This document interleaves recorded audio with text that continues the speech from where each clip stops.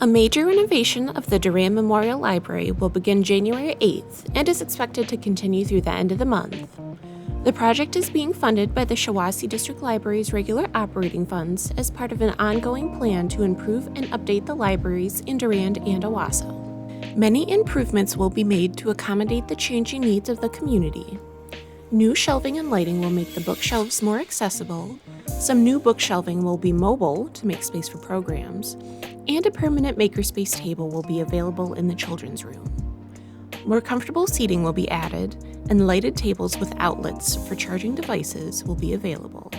All the current bookshelving, tables, and chairs will be sold on a donation basis, with the proceeds to the Friends of the Library. The shelving includes oak shelving built locally when the library was opened in 1954. Other sections of shelving were built by the local high school shop classes and volunteers through the years. Metal bookshelving is also being sold. The library will be closed starting January 8th and is expected to reopen February 1st.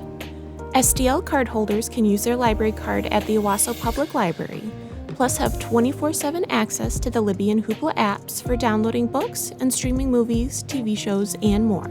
The library is fine-free and no longer charges fines for overdue materials, but items due through the time the library is closed will be renewed. Materials may also be returned at the library drop box or at the Owasso Library. Wait, did you guys just? Anyone interested in purchasing shelving and other furnishings may stop by the library or call 989-277-3743.